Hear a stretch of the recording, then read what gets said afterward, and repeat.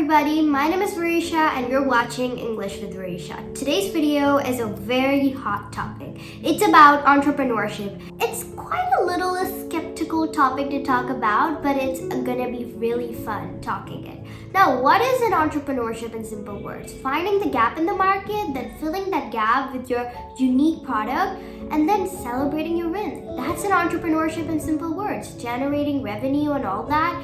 Comes very late, but making $1 billion company doesn't just involve entrepreneurship. Now, we're actually changing the meaning of it. The Gen Z that they're coming in and stepping into the business world, they're changing completely this world. They're changing the whole world about entrepreneurship. They come up with these buzz idea words. You can say startups, CACs, yeah, they are important, but startups, innovation, technology, checklist, all of these words, they are the innovation. They're everything. So for them, it is the everything. Entrepreneurship is just as simple as that for them, and keep it like till there. Even I am a Gen Z, so I believe in that.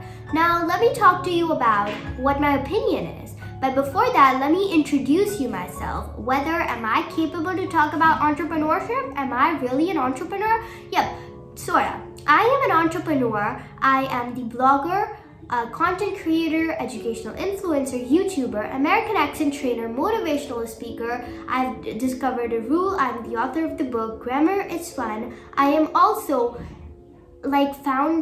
co-founder of a brand which I'm not ready to reveal right now, but as I speak, we're ready to launch it.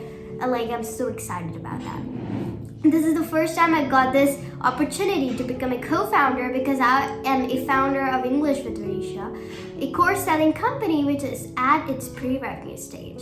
So yeah, we're gonna talk about entrepreneurship. Now, in my opinion, what I feel like that healthcare sector and entrepreneurship, the businesses, they both are gonna survive no matter what. Today, technology as its rise, tomorrow it might not be. And this is gonna be so controversial because I feel like because of the latest technology advancements, we can see that this is the fast growing apps in history, and people are relying and believing on that technology. It's actually revolutionizing, and it's changing the whole world procedure of thinking, of understanding stuff, of interpreting every single thing, So technology is at its rise, but who knows, tomorrow space would be, discovery, space would be, and people are so much temporary.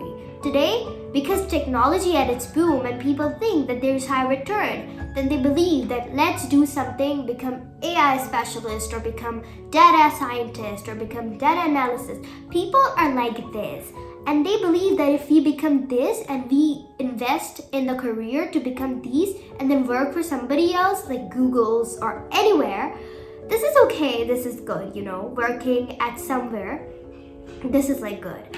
But do you know that only the maximum ROI you have to get is only from, have you ever heard that high risks matters only if there's high return? That's what the case is. If you cannot continue your career as if it's a legacy, then you're failed. Then you're failed to do anything. And that's what I believe in. If you cannot document what you've studied into businesses, into anything, if you cannot make it a legacy, then it's just a waste. It's just a waste.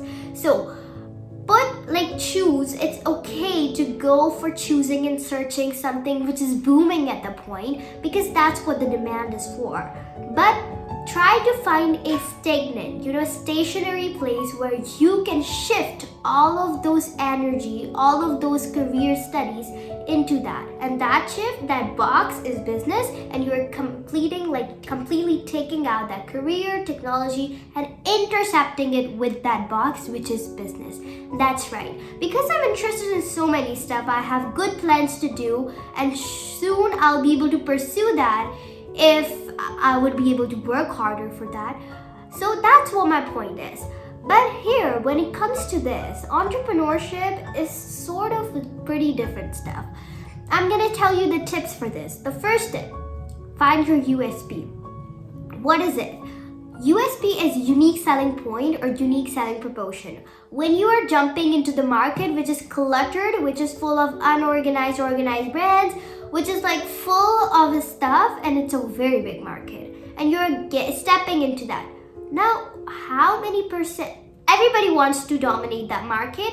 If you want to dominate that market and it's a very huge market, your chances to be able to be noticed or to be able to dominate that is only through your USP, because USP is something that differentiates your business from the other businesses. There are thousands of businesses doing the same thing, selling the same service or the product, but how you define yourself and how you differentiate them. There's just one speciality that you add into that, and that defines you, your product, your business, and everything.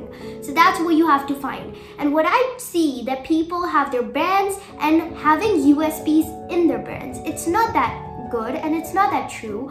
Not just having a USP in your brand, you should have USP set on every single product launch that you do.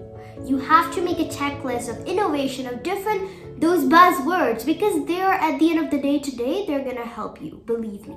So that's what my idea is. Let's move to the second tip. Now the second tip is optimizing CAC, which is customer acquisition cost, for maximum ROI, which is return on investment. So engaging customer, like this is the biggest art, connecting, taking the customer, attracting and engaging them for your product, asking them to come to me to buy my product. That is CAC, customer acquisition cost.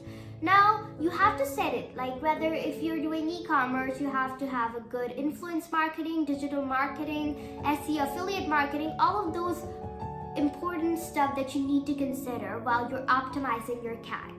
This is important because in order to have the maximum ROI, you need to at the end of the day work on this. And how could you do that? Like having efficient ideas, having efficient things that can work, that can actually survive in this cluttered world where you step in to do something and have this revolutionary idea, and when you see on internet or different thing and you do market research and then you find out that already people are doing this is a very disheartening moment, but we'll work through it. So yeah, this is just keep on it, just work and work and work, and just get this idea which nobody else is doing and you are only the one who is doing it. Let's move to the third one. Last but not the least, never forget this, the smallest, most ignored markets of today are the billion-dollar industries of tomorrow. Remember this, when you come up with this mindset, when you work harder with this mindset, you're always gonna succeed, because you know those small markets which nobody has ever thought to dominate, and you dominate in that, a very small market. And then that is the point where the market will go at its peak, it will grow rapidly. That's the point. So yeah, thank you so much for watching my videos. If you do appreciate them, give me a thumbs up. Also, don't forget to subscribe to my channel and hit the post notifications on so that you don't miss any of the videos the minute I upload it. Thank you so much for watching me, and I'll see you then. Bye!